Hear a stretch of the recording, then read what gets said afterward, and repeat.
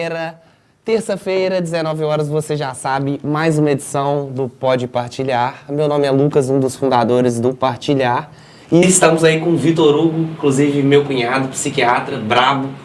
Saiu da Marinha, quantos anos de Marinha? 6 anos. 6 anos de concurso público para vir para o bar. Estava no Rio de Janeiro, ele vai falar um pouco e a vida mudou de cabeça para baixo. Isso é um comportamento empreendedor.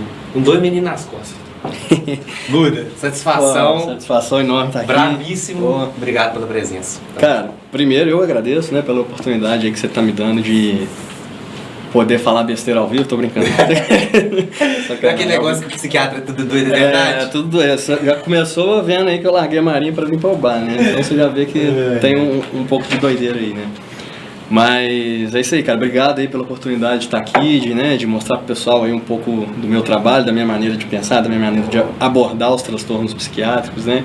E contar um pouco da minha história também, que eu acho que pode ser importante aí, né? Pra quem tiver interesse em me conhecer melhor, né? Inspirar outras pessoas também, né? Com certeza, isso aí. Satisfação máxima também. Satisfação enorme. Muito obrigado a todos aí pela presença. Não se esqueça de se inscreve no canal, fortalece a firma aí, envia, compartilha o link com outras pessoas. O assunto hoje é muito legal, é importantíssimo. Eu acho que a tendência é a psiquiatria estar mais em alta, né? Com esse mundo tão corrido, o acesso, principalmente o ilegal, vou falar assim, que chama a atenção das pessoas, né? Remédio, droga, enfim. Cara, a gente tem visto aí, né, uma busca crescente demais pela psiquiatria, né, pela saúde mental em geral, né, profissionais aí de psicologia, psiquiatria. Isso aí vem mostrado tipo, uma crescente muito nítida mesmo, né, a incidência aí de transtornos psiquiátricos vem aumentando muito nos últimos anos.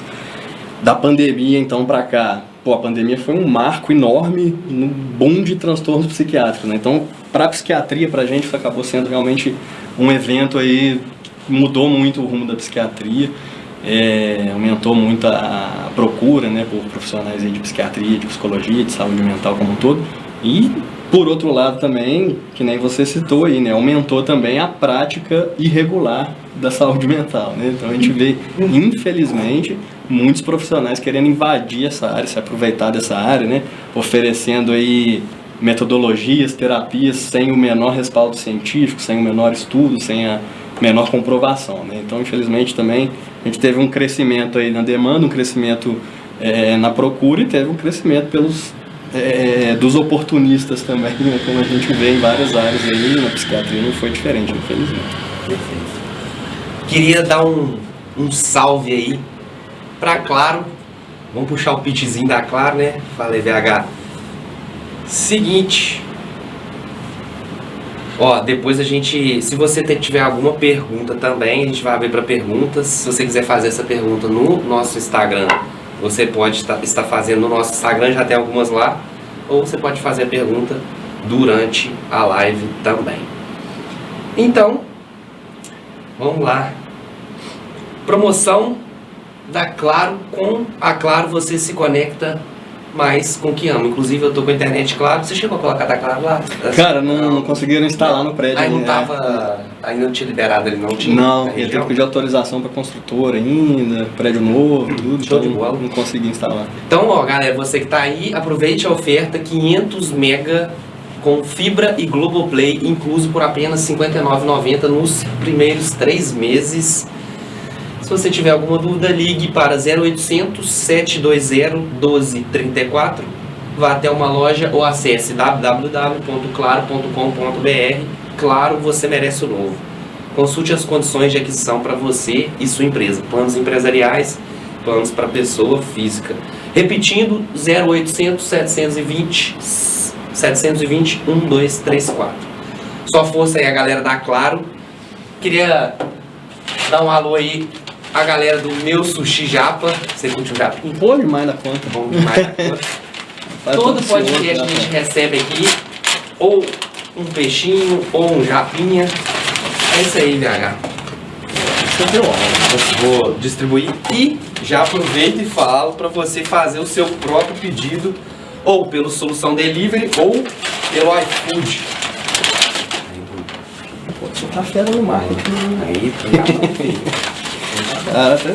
E se você quiser colocar a sua empresa aqui pra gente estar divulgando, só entrar em contato, compartilhar também.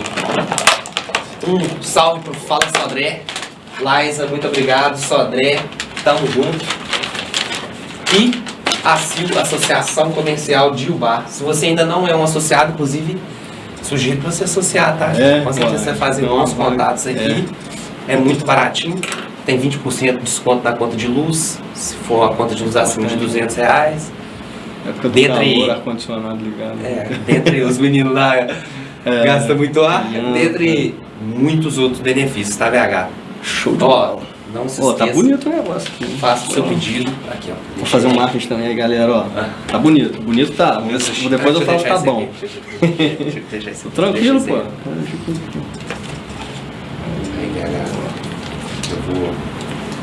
Já vai mandar bala já? Deixa depois, né? Depois a gente conversando.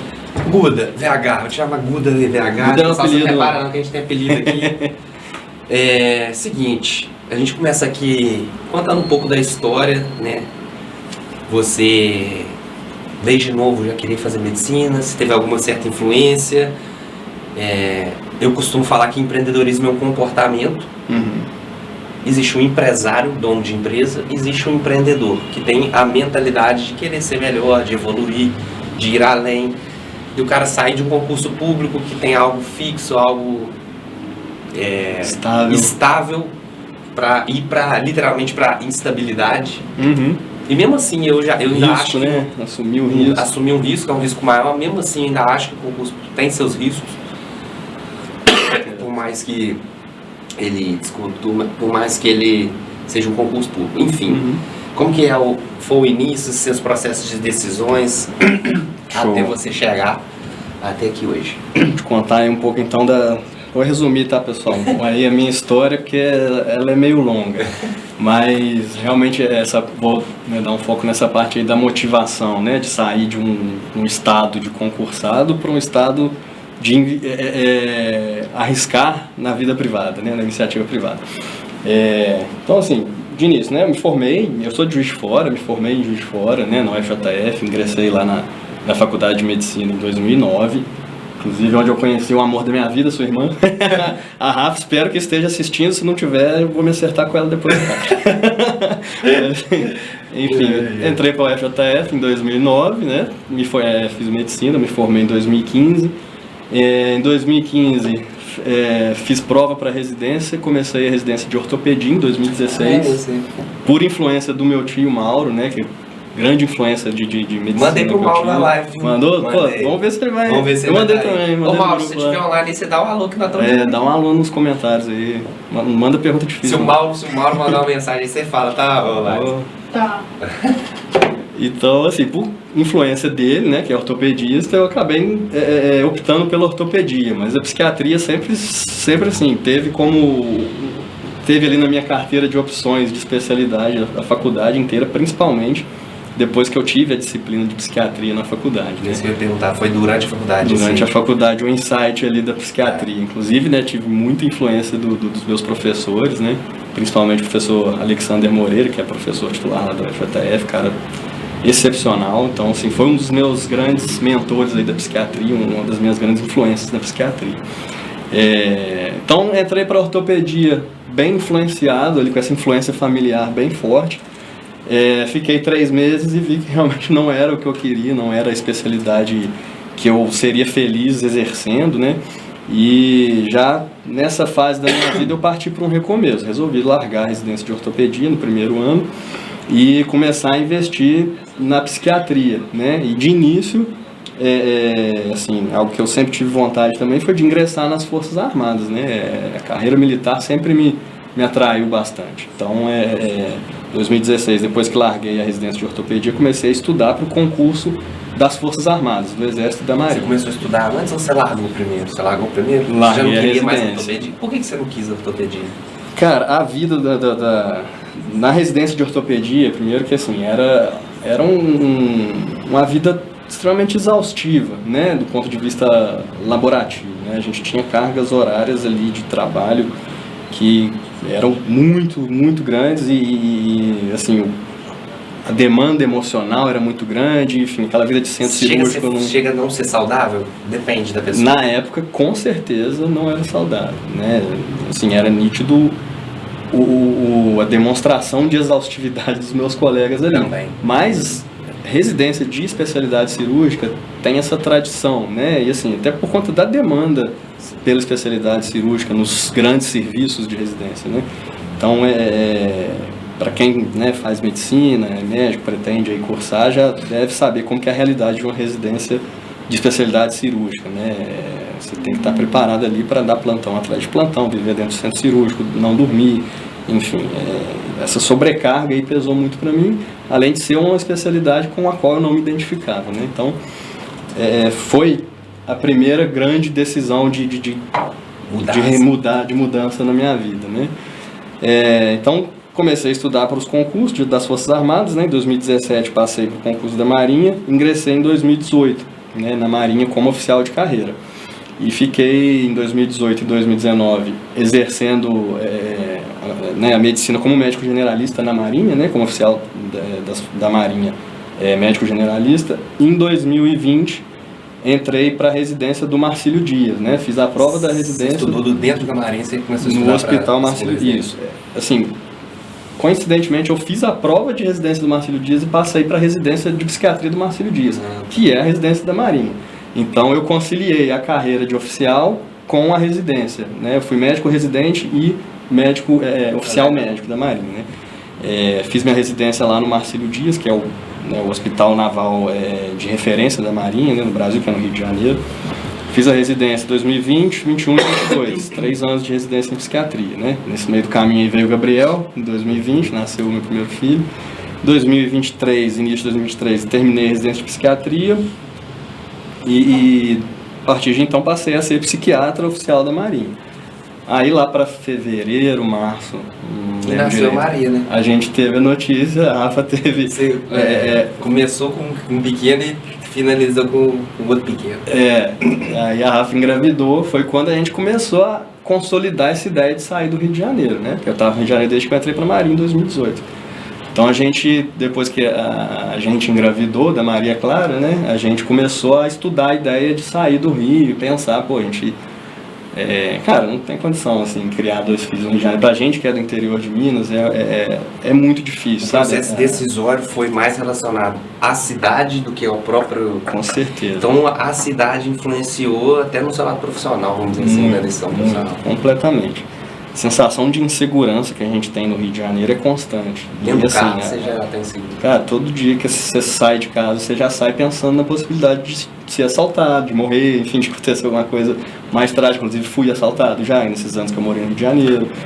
Praticamente todas as pessoas que eu conheci que moravam lá já tinham história de ter sido assaltada. Enfim, cara, a gente costuma ouvir barulho de tiro. É uma realidade, assim, surreal em questão de segurança. Quem é de lá não tem essa mesma percepção, porque às vezes não conhece a vida do interior de Minas igual eu conheço, eu que sou de fora, igual a Rafa, que é daqui, conhece. Então, para quem é de lá, a pessoa cresce com a violência, então ela se adapta, o ser humano se adapta. A gente pode até falar mais sobre isso, né, nos próximos minutos aí. O ser humano tem uma capacidade incrível de se adaptar, né? Tanto que eu me adaptei durante esses 6 anos, mas eu conhecendo a realidade do interior, né, a realidade de Minas Gerais, eu sempre fui tendencioso a abandonar aquela vida lá por conta da insegurança. Depois que vieram meus filhos, então eu tive certeza de que realmente não era o ambiente que eu queria criar meus filhos, né, enfim, daquela insegurança, sem falar do estresse absurdo que é viver numa capital igual ao Rio de Janeiro, trânsito todo dia, barulho de sirene o tempo todo, que nem eu falei, se você acostumar com barulho de tiro, cara, pode ser normal você conviver nessas condições, né? Você viver nessas condições. Então, foram os principais motivadores aí pra gente querer sair do Rio de Janeiro. Largar da Marinha, infelizmente, foi uma decisão que eu tive que tomar pensando no bem da minha família, né? Meu e da minha família. Que eu não conseguiria sair do Rio de Janeiro estando na Marinha, né? Assim, pelo menos sairia para muito longe, né? Que é outra peculiaridade da carreira militar. Acho que tem, né? Mas não é... São Paulo tem, né? Tem em São Paulo, tem assim... Basicamente, nas capitais sempre tem alguma OM, que a gente fala, né, Organização Militar da Marinha, Mas, assim, para achar um lugar que, assim, você não consegue escolher onde você vai morar na carreira militar. Isso aí, assim, em nenhuma situação que você tiver na carreira militar, você vai conseguir escolher onde você vai morar. A instituição vai escolher por você, né? A Marinha, o Exército, a FAB, né? Que é a Aeronáutica, eles vão te movimentar de acordo com a necessidade deles. Então, se você for engenheiro militar, médico, enfermeiro, dentista, farmacêutico, enfim, qualquer profissão dentro da carreira militar, você não tem a liberdade de escolher onde você quer morar. Em casos assim, muito excepcionais, você consegue escolher, mas via de regra, a instituição decide aonde você vai ficar. Você serve ao país. Você pode ficar em qualquer lugar do país quando você é militar. Então isso também pesou muito na minha escolha de abandonar a Marinha, né? E assim, foi difícil abandonar essa estabilidade, essa segurança do concurso público, né? Passar de um status ali de concursado, estável, financeiramente estável, para um estado ali de total autonomia, né? Profissional, né? Eu faço meus horários, se eu não trabalhar eu não recebo, se eu trabalhar eu recebo, então assim, tem que difícil. As contas do dinheiro certinho. Fazer conta, pesar as condições sociais. Venda. Exatamente, pensar no público que você vai buscar, lá né, para onde você vai. E na época que a gente decidiu sair do Rio de Janeiro, eu e a Rafa, a primeira coisa que a gente se perguntou foi, e agora, para onde? Né? Para onde que a gente vai? Vamos sair do Rio, tá certo, mas vamos para onde? E eu sou de Juiz de Fora e a Rafa é daqui. Por incrível que pareça, partiu de mim, a Rafa pode até discordar depois, mas partiu de mim a ideia de vir para o bar. Falei, amor, vamos para o bar. Pô, lá a gente tem uma rede de apoio, né? Eu sou de Juiz de Fora, mas a minha família ela tá toda espalhada. Praticamente pertinho. Juiz de Fora aqui do lado também. Então, assim, tem pontos de referência em Juiz de Fora. E aqui em Ubá a gente tem, né? Tinha você aqui, tinha vários amigos da Rafa aqui. Enfim, a gente tem vários amigos médicos. Então a gente acabou optando para vir para cá de início, né?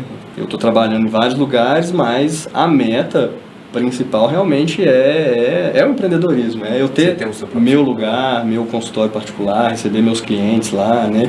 É uma meta aí para os próximos meses, talvez anos, né? Que você sabe muito melhor que eu que a gente tem que ter paciência, né? Na hora de empreender, né? Na hora que você vai montar seu negócio, não vai ser da noite para o dia que você vai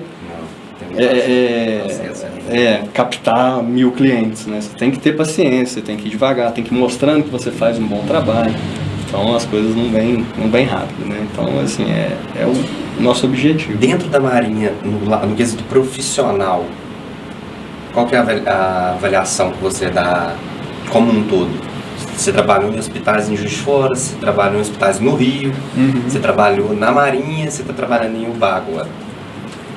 Cara, o funcionamento da saúde, tem que ser pelo menos a área que eu posso opinar, o funcionamento da saúde na Marinha é muito bom. Funciona muito bem, é um serviço de saúde, cara, é difícil falar que é de excelência, assim, porque a gente tem os particulares que realmente tem verba para funcionar do jeito que quiserem, mas assim, o serviço das Forças Armadas de Saúde é muito bom, funciona muito bem, né?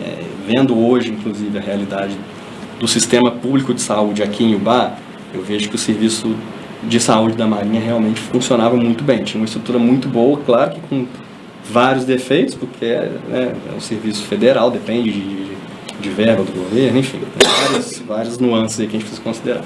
Mas é um serviço muito bom, eles são muito organizados, cara. Os militares são muito organizados, muito metódicos, e eles dão um jeito de fazer as coisas funcionarem com o que eles têm, né? Que muitas vezes a gente não vê em alguns pontos aí do serviço público, às vezes até do serviço privado, né? Então, VH, hoje, para você considera que você se encontrou na psiquiatria? Sem dúvida, assim, em momento nenhum eu pensei em voltar atrás. Desde o meu primeiro contato com a psiquiatria, assim, eu sempre tive bastante convicção de que eu estava na especialidade que eu me identificava, que eu queria exercer, né, que eu queria praticar. Com certeza, acho que eu acabei me encontrando. Ô, galera, vocês não reparam não, que eu tô meio gripado aqui, tô tendo umas tosse, vocês... Qualquer coisa vocês me xingam aí nos comentários. Meu microfone tá meio mal posicionado. Já tem alguns assuntos. Com a caneta. Parece que é microfone. A Lívia falou que é o microfone do TikTok. Mas é porque eu sempre ando com a caneta aqui. Galera, se vocês quiserem fazer algum tipo de pergunta, aproveitem. Tem uma galera aí no chat ou... Tem muita. Tem mesmo? Pergunta, gente? Opa!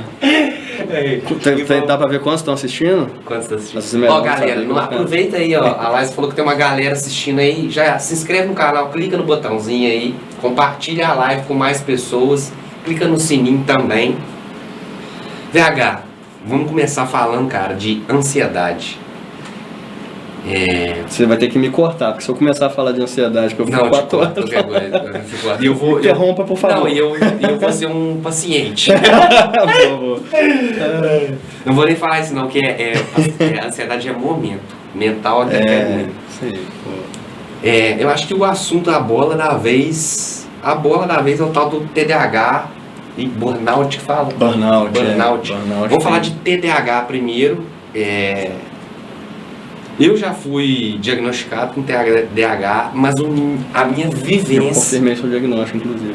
Já que você falou, não ia expor informação médica sua, mas já não, tem nada a ver, não, vamos falar. Puro TDAH esse aqui, Só que é mesmo, você acha? Só que TDAH, eu acho que é muito mental, cara. Eu fiz alguns cursos... Comportamental. Comportamental, verdade. Tanto que... É comportamental. Tanto que, né, cara, a abordagem definitiva para o TDAH se chama terapia cognitivo-comportamental. Assim, medicação, posso Pode falar. introduzir o assunto breve? Eu vou ser breve. Eu já tomei Venvanse, já tomei Venlafaxina, mas Venlafaxina, nossa. Venlafaxina já não é doideirada com mal. Já seria mais para ansiedade, assim, né? Vamos lá. Muita coisa. E Venvanse eu tomei 4 meses, assim, mas eu me deixava muito eufórico, muito... Venvanse. Cara, Venvanse, esse mês, inclusive, né, ele teve a patente quebrada, o laboratório, não sei se eu posso citar o nome, quebraram, tipo assim, até então ele só era produzido por um laboratório, que é a Takeda, né, que produziu o Venvanse e o Junev, que os dois são a mesma medicação, só que com um nome comercial diferente. Por conta de patente, eles fizeram os nomes diferentes, né. E esse mês essa patente foi quebrada e vai começar a existir o genérico do Venvanse, vai começar a ser comercializado o Venvanse genérico. Bem mais barato, mas ainda vai continuar caro. Estima-se que vai custar aí 30% menos do que o Venvanse. Vai continuar caro ali, uns 200 e cacetada, mas vai baratear bem. Mas, cara, é uma medicação que a gente tem que ter muito cuidado, porque é uma medicação que tá meio que na moda, assim, principalmente entre os estudantes, né? A gente tem visto também um preocupante uso recreativo de Venvanse, né? Muita gente que é muito usado de maneira recreativa. Não vale a pena, não é nada recomendado. Infelizmente a gente, né, tem esse cuidado. Felizmente, cara, a Anvisa é um dos órgãos reguladores mais rígidos do mundo, né, em questão de venda de medicação controlada. Então a gente consegue ter um controle muito bom da prescrição. Bem, você diria? Funciona bem. Hoje em dia funciona muito bem. Inclusive o atual diretor é o Almirante Barra, que eu tive a oportunidade e o prazer de conhecer pessoalmente enquanto eu estive na Marinha. Ele deixou o almirantado, né, entrou para a reserva da Marinha e assumiu a diretoria da Anvisa. O cara também profissionalismo assim, excepcional, ele tem sido muito rigoroso com as normas aí de vigilância sanitária, então a Anvisa é um dos órgãos reguladores mais que funcionam melhor assim, em questão de venda de medicação no mundo, né? Por que você acha que está em alta o TDAH, esse diagnóstico? Excelente pergunta.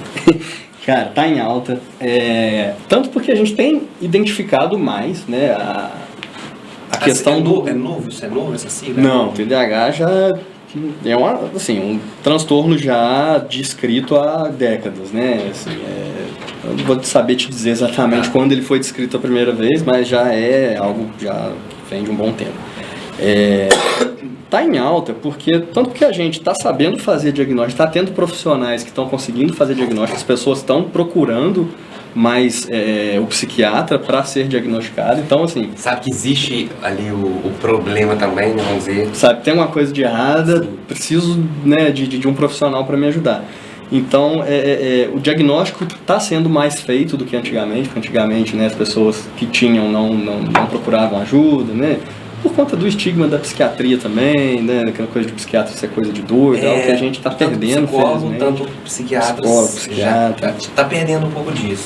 Tem tido um movimento, tem tido um movimento bom em relação a isso, que as pessoas estão entendendo o transtorno mental, estão passando a vê-lo como um transtorno, uma doença de fato, né? Porque a gente tem muita dificuldade em não acreditar no que a gente não vê. Então, como o transtorno psiquiátrico não é visível a olho nu, a gente tende a não acreditar nele. Então, sempre existiu essa barreira com a psiquiatria, vai continuar existindo, mas ela vem sendo cada vez mais mitigada, né, mais reduzida aí ao longo dos últimos anos. Então, voltando, né, ao TDAH, tem tido muito diagnóstico, porque as pessoas estão procurando mais. E, cara, o mundo de hoje realmente tem favorecido muito transtornos como o TDAH, né? Ansiedade, TDAH, depressão. A gente tem vivido aí avalanches de informações aí que a gente não observava antigamente. Isso daqui é um dos grandes responsáveis do celular que vocês estão olhando. Tá até com 2 aí, né? Eu tenho 2 porque eu divido o pessoal do profissional, cara. Isso é importante, tá? Quem trabalha com o público é bom fazer isso aqui. Apesar de eu andar com os 2 o tempo todo, mas chegando um sábado eu deixo o profissional em casa.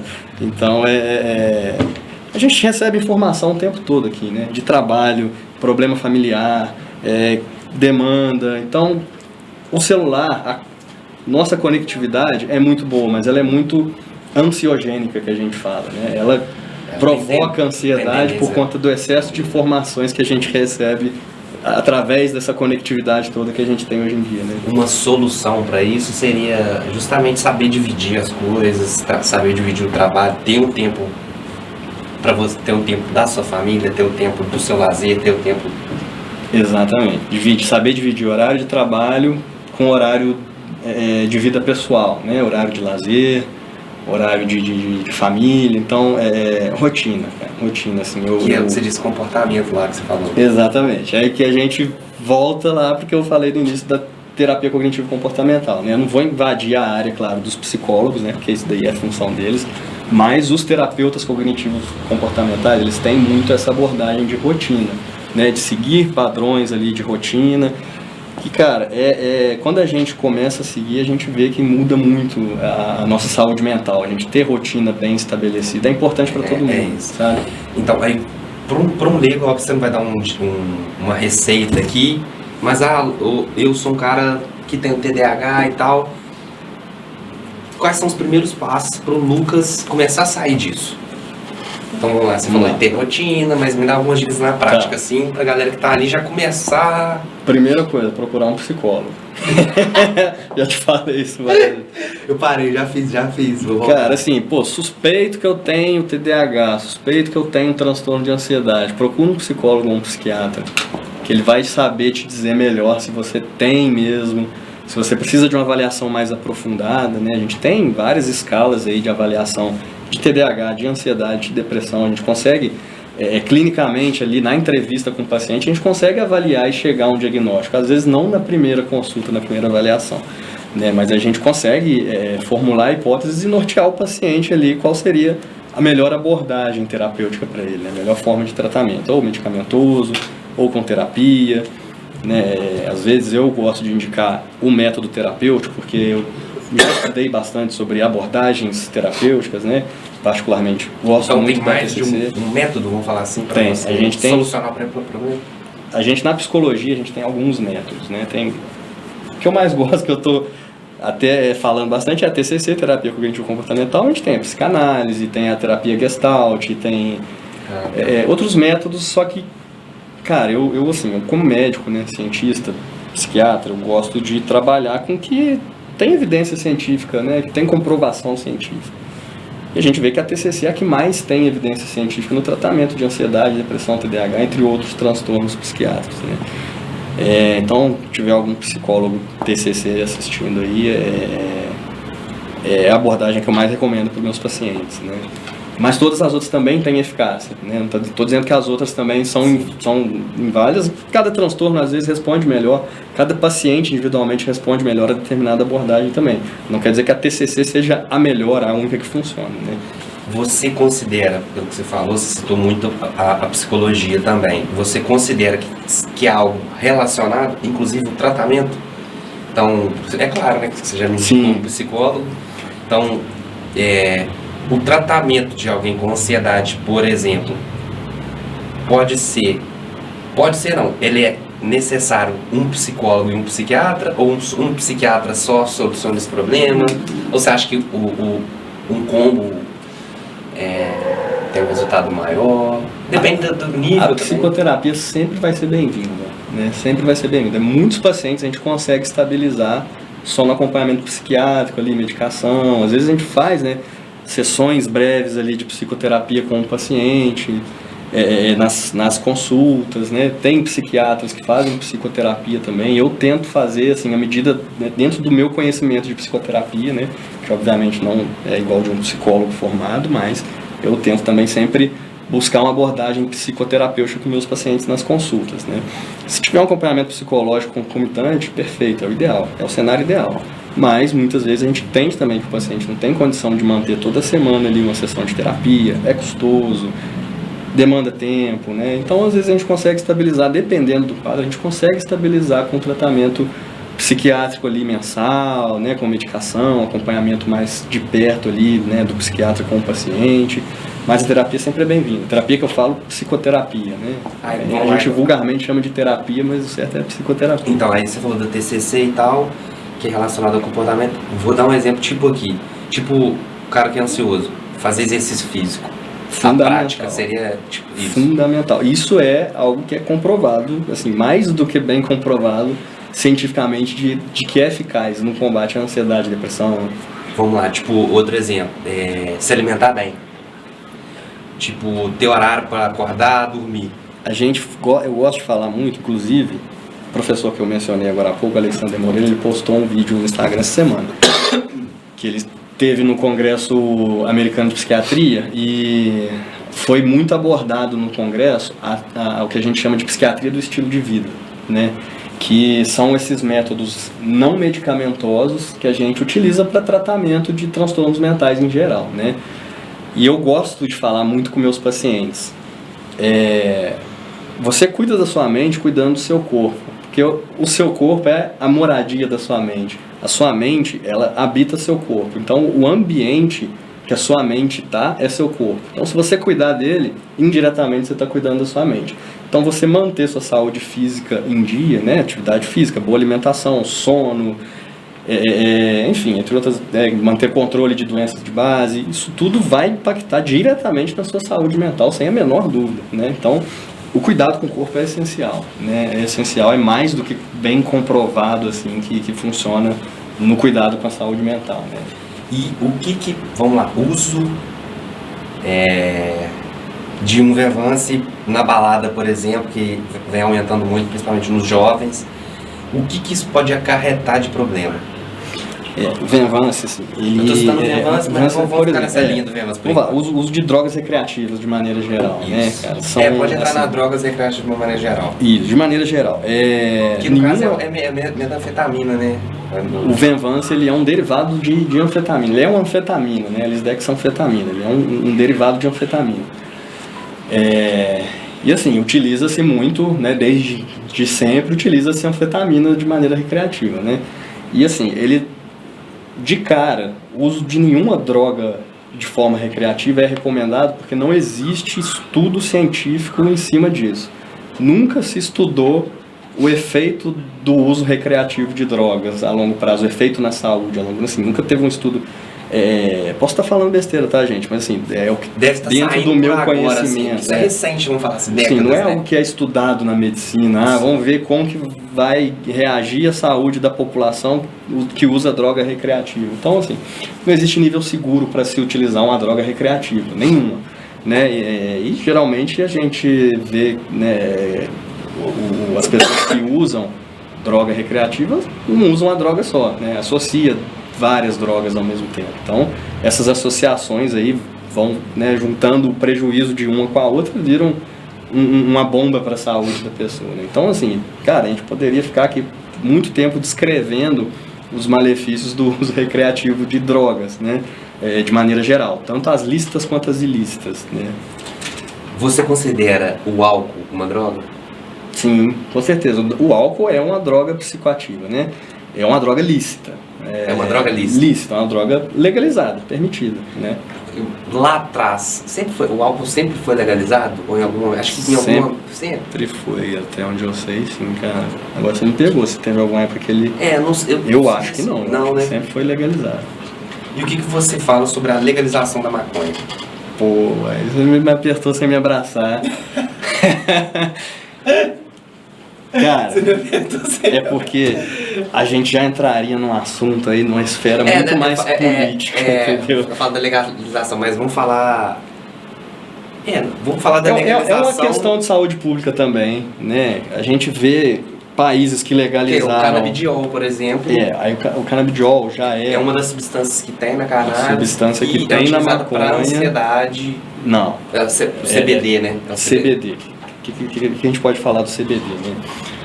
O CBD, hoje, no Brasil, ele é comercializado só como óleo de canabidiol, que ele é um extrato da erva, né? Da planta. Ele é uma parte só da planta. E, estava te falando, né? Eu, como médico que trabalha com medicina baseada em evidências, eu não prescrevo CBD. A única indicação formal para uso de canabidiol é epilepsia refratária, que é aquela epilepsia que é comprovado cientificamente, formalmente indicado nos Estados Unidos. No Brasil ainda não, mas nos Estados Unidos é formalmente indicado. Você já pode indicado. receitar? Sim, é autorizado. O canabidiol, o CBD, ele é comercializado e é permitido no Brasil. É uma droga legal. Tem essa produção aqui?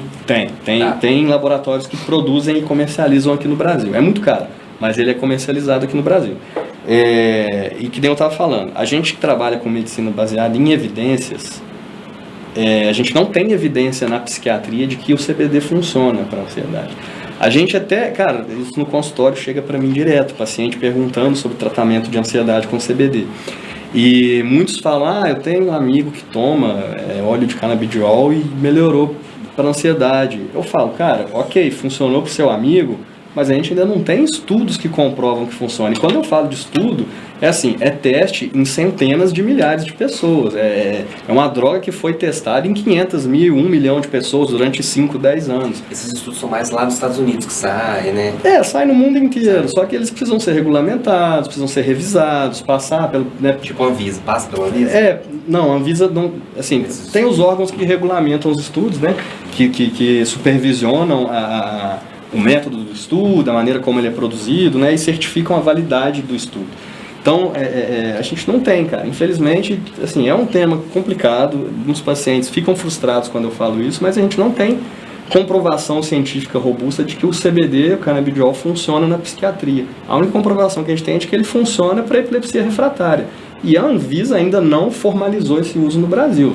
A FDA lá nos Estados Unidos já formalizou, ele é recomendado. FDA lá? FDA, que é o órgão regulamentador, é a Anvisa deles, né? Food and Drugs Administration, assim. Então, assim, lá ele é regulamentado, é recomendado formalmente, mas aqui no Brasil ele não é recomendado formalmente para nada. Então, eu não prescrevo. Assim, tenho uma expectativa boa. Eu espero realmente que sairão estudos promissores. Você tem vontade de dar uma investida nessa área, falar assim, ter mais aprendizado? Você acha que isso pode ser algo benéfico? Tem, eu estou sempre assim, lendo a respeito, eu procuro sempre me atualizar a respeito, né? A gente tem, claro, tem vários estudos bons, preliminares, assim, que mostram alguma eficácia no tratamento de transtornos psiquiátricos. Mas são estudos pequenos, né? Que nem eu te falei, não são estudos com 200 mil pessoas, 300 mil pessoas, são estudos pequenos, com 40 pessoas, 100 pessoas ali.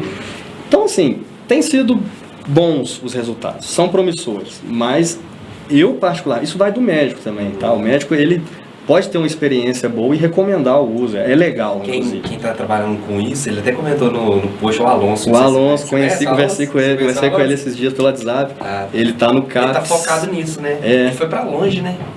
Cara, ele está no CAPS, acho que não sei se é senador Firmino, algum CAPS da região, que eu tive contato com ele, porque eu estou no hospital, né? No hospital que é referência para internação psiquiátrica aqui de Ubai região, que é o Hospital São Vicente de Paulo. Então eu estou responsável pela enfermaria de saúde mental lá, né? Não é uma enfermaria separada, mas a gente tem os leitos de saúde mental lá e eu sou o encarregado, o psiquiatra responsável atualmente. E tive contato com o Alonso esses dias para discutir o caso de um paciente, cara. Assim, gosto muito das condutas dele, cara, muito profissional. Ele manda os pacientes redondinho para mim lá, bem prescrito, bem evoluído. Se ele estiver assistindo, Alonso, mantém o padrão, Cara, ele é fera. Então, e ele aborda esse tema do CBD, então, né? É importante a gente... Ele tá dando foco nisso. Eu acho assim, tem que ter estudos, né, cara? Tem que investir, se está tendo uma tendência que pode ser algo benéfico, tem que ter investir. A tendência está sendo favorável. A UFJF, ela é boa nessa parte científica? Muito boa. Na tem parte muito da estudo, medicina, da saúde. Tem muito projeto de pesquisa lá dentro, né? Um projeto científico lá dentro. projetos grandes, inclusive, assim, de longa duração, com uma amostra grande. Deve ter algo nesse sentido, com certeza. Do CBD especificamente eu desconheço, cara, mas sim, tem vários estudos em andamento. Tem alta também E assim, a partir do momento que formalizou o uso, comprovou, aí eu vai passar a fazer parte da minha carteira de opções, né, de prescrição. Talvez não como primeira escolha num tratamento de ansiedade, por exemplo, mas tendo a devida evidência, comprovação de eficácia científica, eu, com certeza... Você falou de um trem bom aí. Vou me permitir prescrever. Você falou de um trem bom aí, que é importante e tem muito a ver com comercial, vendas, a relação do médico, que é o ponta, com a indústria farmacêutica. Que inclusive tem uma série da Netflix. Então, eu vi um filme com a Carla, tem um filme e uma série. Eu não sei qual que é o nome do filme, eu já perdi. Um chama Império da Dor, eu não sei se Império da Dor é a série ou o filme, e o outro, esqueci o nome. Cara, mas são excelentes, eles mostram bem Porque tem uma influência muito forte. A indústria ela aborda mesmo o médico, é uma prática comum, isso é legal? É legal, assim, eles vendem o peixe deles, né? Então, eu não assim, acho isso errado, mas aí vai muito da conduta do médico, né? É um negócio bem particular, bem individualizado também, né? Mas assim, Só para contextualizar, no filme, eles convencem os médicos a usarem prescrever a medicação que é uma medicação pesada, que viciou a galera depois até matar a gente. Então, da oxicodona, que é um analgésico, um analgésico opioide. Isso mesmo. Eu acho que é Império da Dor mesmo que chama. Cara, é muito bom e ela mostra bem essa influência que a indústria farmacêutica tem sobre os médicos, a prescrição, né, de medicamentos pelos médicos. E até, eu não sei se na série ou no filme, cara, eles contam a história real, né, de uma verdadeira epidemia de analgésico nos Estados Unidos, que os Estados Unidos até hoje enfrenta, que é um problema de saúde pública, hoje em dia mais controlado, né, mas foi durante alguns anos um problema de saúde pública grave, a dependência de opioides nos Estados Unidos, né, e principalmente a oxicodona. Baseado em fatos reais. Baseado em fatos reais. Entrou na filme bolsa, e a série. Multibilionário vendeu. E assim, compraram, disso. Inclusive compraram agentes da FDA, na série relata, conta a história de agentes que foram comprados para autorizar estudos aprovando o uso da medicação. Nossa, ele já estava... Mas, cara, é um negócio assim, muito polêmico e meio que, assim, aconteceu hoje em dia, é muito difícil, igual eu te falei, a Anvisa, felizmente, é muito rigorosa, né, o atual presidente da Anvisa é uma pessoa que eu acredito que seja um cara realmente idôneo, honesto mesmo.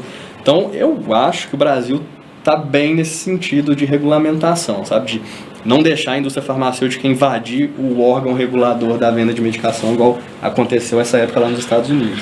E foi uma verdadeira epidemia, assim, tiveram muitas mortes por overdose, muitos médicos foram presos por prescrever excessivamente, sem indicação. Então, cara, é um assunto muito delicado, muito, assim, a gente precisa ter cuidado, a gente precisa, como médico, ter muito critério na hora de prescrever uma medicação controlada, saber por que está prescrevendo, saber que a gente vai conseguir acompanhar aquele paciente, saber orientar o paciente dos riscos, né? O Venvance é um exemplo ótimo. A gente sempre tem que orientar o paciente dos riscos do uso daquela medicação, da maneira como ele deve usar, de que ele pode ficar dependente daquela medicação, porque isso pode realmente se tornar um problema grave na vida do paciente. Dependência química pode acontecer com drogas lícitas também. Eu conheço. Ih, já tive casos. Não, tem brother que se não tomar um setentinho ali, esquece. Então, a abstinência não produz. E eu não sei essa questão de acompanhamento. O problema é quando a gente vê o paciente exceder a dose máxima. A dose máxima é 70 miligramas, né? A dose máxima recomendada. E a gente vê, às vezes, o paciente que consegue receita com um médico diferente, enfim. É produzido doses maiores de 70? A própria dose? Não, a cápsula é de 70. O cara pode tomar mais de um por dia, né? Já tive casos de pacientes que tomavam vários por dia e inclusive, né, uma consequência imediata severa que o paciente pode ter do Venvance, né, que a gente está tratando aqui, é uma arritmia súbita, né, assim, uma arritmia maligna, grave, enfim. É um uso muito deletério, um uso abusivo, né, que é o uso em dose muito alta. Tem que ter muito cuidado. VH, dentro desse assunto, é algo que eu já troquei ideia com alguns amigos e tal. Eu falo agora da indústria farmacêutica num alto nível. Tipo assim, você conhece as grandes dos Estados Unidos, se eu não me engano a galera Rockefeller. São os que estão aqui, os grandes que estão lá fora, geralmente são os... Tipo assim, né, Johnson... Outro problema é eu falar nome comercial, nome de laboratório. As grandes dos Estados Unidos são as grandes daqui também, né? Depois nós contratamos uma advogada aí. Janssen, ô doido. Aí tem a Janssen, que é enorme, assim, é uma das maiores do mundo, e tá no Brasil, tá nos Estados Unidos, né? No Rio de Janeiro eu recebia muita visita de representante. Mas assim, não tem nada de errado que eles fazem, estão vendendo. Mas o que eu queria, em relação a um papo meio viagem aqui, aí você concorda ou discorda, não tem posição formada não, mas às vezes alguém vai estar ligado aí. Na influência, por exemplo, uma pandemia. Como foi... É assim, se você não quiser dar uma opinião sem... Não, sustenta a pergunta aí. Fala se eu respondo ou não. Porque é igual, a gente vê uma pandemia, uma galera chega e fala, isso aí pode ter sido ocasionado pela própria indústria farmacêutica. Eu não descarto, velho. Eu não descarto. Mas eu entendo também que eu não tenho uma opinião formada por isso. Eu já ouvi e sei da influência da indústria farmacêutica a nível nacional, na política, na decisão de governos do alto mais escalão. Não chega pra gente que é peixe pequeno, mas com certeza tem. Com certeza existe, cara. Não tem a menor dúvida. Porque a gente tem esse exemplo, o filme mostrou muito, a empresa entrou na bolsa, cara, multibilhões, aqui lá, você vê. Assim, eles ficam muito influentes. É um negócio muito delicado da saúde, né, cara? Na pandemia, sem dúvida, né, a gente teve indústrias grandes que se aproveitaram, né. Assim, não vou citar nome porque eu não sei, longe de mim querer acusar alguma empresa, eu tô num processo gigante. Mas, cara, assim, não dá pra gente descartar, né? É aquilo que eu te falo, que eu gosto de trabalhar com que a gente tem... Tem muita pergunta? Muita pergunta? Vamos responder as perguntas, então até é bom que eu fujo desse assunto político aí. Não, mas dá uma opinião... Não, mas assim, não descarto a possibilidade de ter... Não descarto nem um pouco a possibilidade. Tem perguntas sobre a pandemia. Galera, não deixa de seguir não, tem uma galera aí assistindo a live. Não deixa de compartilhar a live, segue aí, façam suas perguntas. Eu tô vendo aqui, Guto. Deve ter um monte de pergunta besta também, cara. Tem um povo besta assistindo. Deve ter uns familiares, uns amigos zoando. Uns amigos meus do Rio falar que ia assistir e mandar umas perguntas de WhatsApp. Ué, eu não tá no live, não tá aparecendo. Eu tô te mandando no zap pra ficar mais fácil. Aqui não vou conseguir. Nome da pergunta. Por que não tá aí aparecendo? Vai ser mais difícil pra você ver. Por que não tá aparecendo as perguntas? Você sabe? Ué, mas ela mandou no seu WhatsApp aí? Será que não tá no... Não, ela mandou. Então vamos lá, ó. Rafaela Abreu. Aí já entra. A pandemia agravou os problemas psicológicos da população. Tenta assim ser 30 segundos de resposta, que eu vou te mandar um conto. 30 segundos. Não, peraí. Então, não, um minuto de resposta. Não, 30 segundos dá. Pandemia. Não, essa daí a resposta vai ser assim. Eu falo assim, porque pra gente pegar várias... boa. Se for mais complexo, você fala. Não, vamos ser direto. Rafael Abreu, né? Marília Gabriela. Bate volta, né? Bate volta. A pandemia agravou os problemas psicológicos da população, Rafael Abreu. Sim, com certeza. Sem dúvida. Afetou todo mundo, cara. Direto e indiretamente. O fato de estar dentro de casa? Ficar dentro de casa, inclusive, né, o que eu estava falando de psiquiatria do estilo de vida, o convívio social faz parte também do tratamento de transtornos mentais e da prevenção de transtornos mentais. Então a gente ficou quase que completamente privado do convívio social durante a pandemia. Isso daí afetou drasticamente a saúde mental de todo mundo, né? Aquela coisa de contato, de incerteza, de não saber com o que a gente estava lidando direito, e notícia ruim de um lado e outra notícia contrariando a notícia ruim, falando que não é tão ruim assim. Cara, uma confusão, que lá bagunçou a cabeça de todo mundo completamente, né? Então sim, sem dúvida afetou muito a saúde mental da população. Em caso de muitas notícias assim, sugestão para uma pessoa comum, leiga, ter uma análise crítica, não entrar muito nessa vibe? A gente tem que saber ser muito crítico, porque a gente recebe informação de tudo quanto é lado, né? De tudo quanto é posição política, posição ideológica. Então, cara, a gente tem que ter um critério, a gente tem que estudar, não tem jeito, cara. Assim, a melhor maneira da gente se defender de informações ruins é a gente se informando, é a gente estudando, sabendo ter crítica do que a gente está lendo, né, na internet, porque hoje a gente recebe qualquer tipo de informação mesmo. e buscar se informar por fontes confiáveis, né? Nossa, gostei. A Tatá tá arregaçando as perguntas. Ó, Tatá, Tem pergunta você no mandar umas Instagram. perguntas difíceis, para com isso aí. Não, muito boa. Se for e- muito técnico, não Ó, pode. eu falei que o comportamento, que o empreendedorismo para mim é um comportamento. Uhum.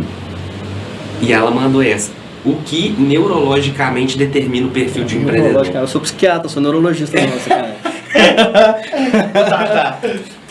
Que neurologicamente determina o perfil de um De um empreendedor. Vamos, por exemplo, vamos falar da performance do Cristiano Ronaldo. Vou entrar nessa. Ah, mas ele é um alienígena, né, cara? É. Cristiano Ronaldo, Messi, são alienígenas. Mas pensa no...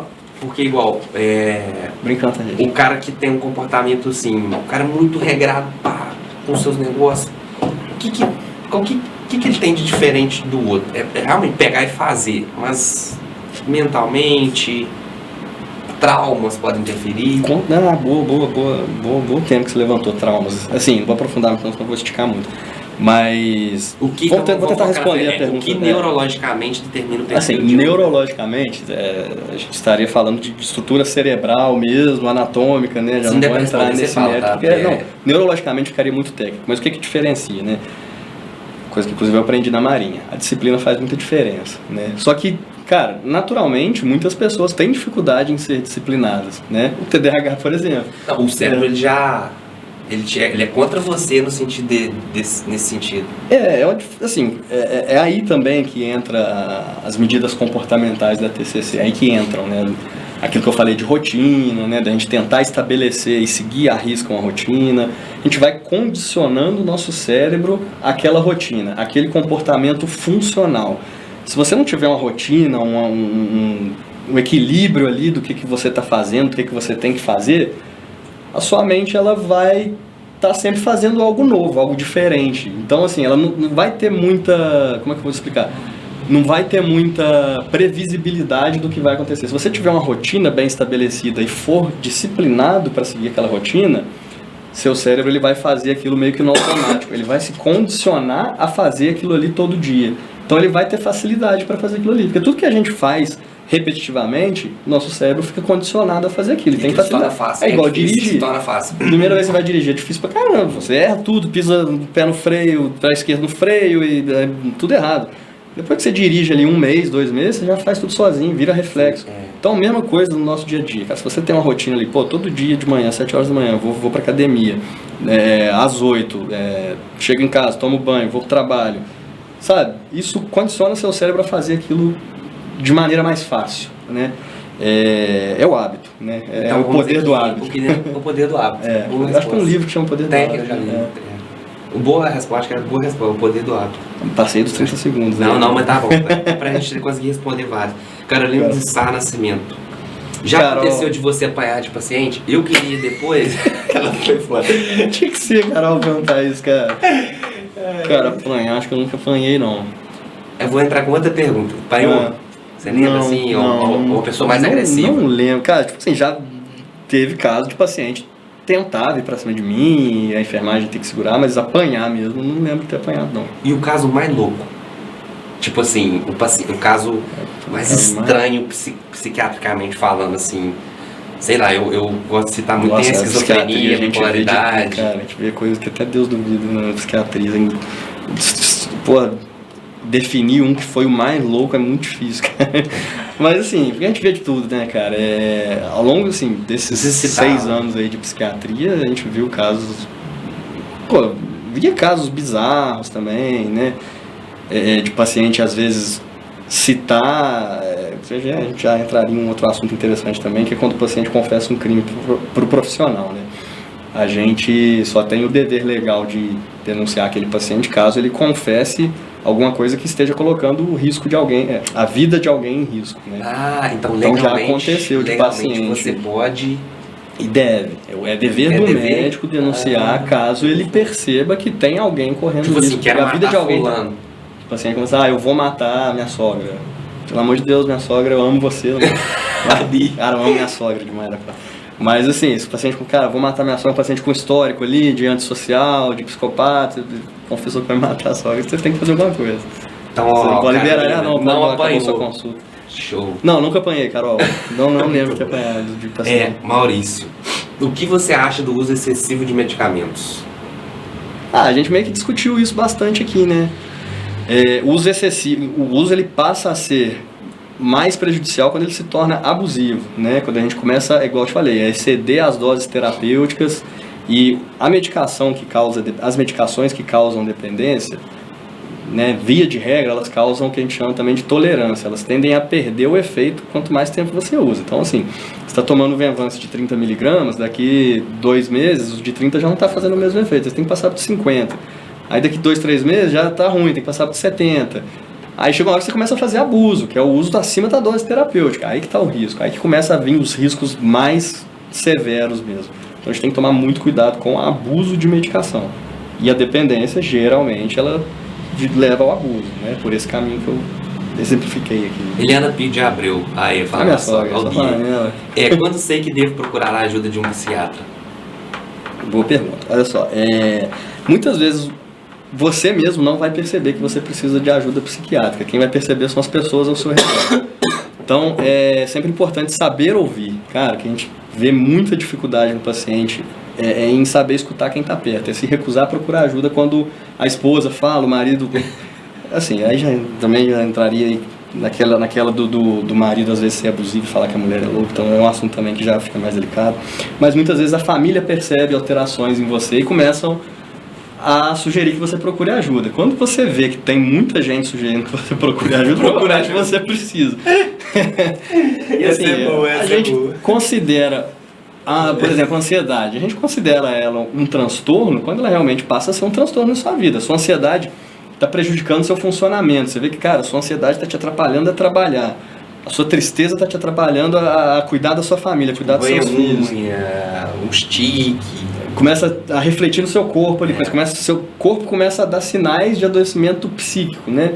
Crise de ansiedade, coração acelera, tremedeira, falta de ar. Crise de pânico, né? Pode ser uma crise de pânico, um ataque de pânico já seria uma crise de ansiedade um pouco mais intensa, né? Tá dentro dos transtornos de ansiedade, mas o pânico seria uma ansiedade mais severa, né? Do que a ansiedade generalizada, que a gente classifica hoje. Então, sinais, assim, principalmente de disfuncionalidade na sua vida, de prejuízo nas relações interpessoais. Se você vê que seu sofrimento emocional está prejudicando suas relações interpessoais, está prejudicando seu funcionamento em casa, seu funcionamento no trabalho, então provavelmente é hora de você procurar um psiquiatra. E todo mundo está falando que você precisa, provavelmente você está precisando. Gostei disso aqui. Não tô conseguindo ficar nos 30 segundos não, cara. Não, a gente vai ter que pular umas perguntas. Não, mas tá massa. É porque tá rendendo, né? A ideia acho que é muita. Você não trabalha... Maurício, você não trabalha aos sábados? Costuma atender familiares? Eu atendo familiar o tempo inteiro. É uma rotina da minha vida atender familiar. Mas assim, atender separadamente, já atendi alguns, né? Não cobro, óbvio que eu não vou cobrar de familiar. Mas eu atendo no WhatsApp o tempo inteiro. Você tá lascado. O doido não, pessoal, mentira, eu vou cobrar sim. Família aí, quiser consulta, eu tenho que pagar. Mas o tempo inteiro no WhatsApp, é demanda. Ainda mais essa família. Nossa senhora. Eu não ligo não, cara, faz parte da profissão. Tamires, quando saber que o psiquiatra é o ideal para o perfil da pessoa? Eu já fui um psicólogo que eu não adaptei. É muito pessoal, né, cara? Muitas vezes você vai procurar um profissional, vai dar de cara com ele, não vai se identificar, não vai ser bem tratado, não vai ser tratado do jeito que você esperava. Então, muda de profissional. É muito pessoal você se identificar com o psicólogo, com o psiquiatra. Você precisa criar um vínculo de confiança ali com ele, porque você vai entrar em detalhes da sua vida que às vezes você não entraria com outras pessoas. Então, é importantíssimo você ter um bom vínculo, né, com o seu psiquiatra, seu psicólogo, seu paciente. Então, se não se identificou, não se sentiu à vontade, talvez realmente seja a hora de passar para outro, né? Gostei dessa aqui, Rafael Abreu. A fé... O Rafa tá assistindo. Não, tá mandando bem. Tá precisando do psiquiatra, filho? Mas bora, Rafa, pode cobrar não. Online. Rafael, muito boa. A fé ajuda na cura da depressão e ansiedade? Pra mim, sim. Olha, adorei a pergunta, Rafa. Pra mim, eu não tenho muito conhecimento, não. Os psiquiatras que eu conheço, a maioria deles são muito céticos, né, cara? Eles não... assim, a maioria dos psiquiatras, a comunidade científica, né, de maneira geral, não tenta abordar a fé, tenta procurar explicações científicas pro que está acontecendo, né? Essa semana no hospital, inclusive, eu tive um debate com um enfermeiro lá sobre possessão. Assim, cara, tem um ex-preceptor meu, Daniel, que se falasse de possessão perto dele, ele até te xingava, é um cara 100% cético. Eu sempre levo em consideração a fé dos meus pacientes. Eu tenho a minha fé, eu sou católico, né? Eu sempre levo em consideração, porque eu acho que a gente tem que estar...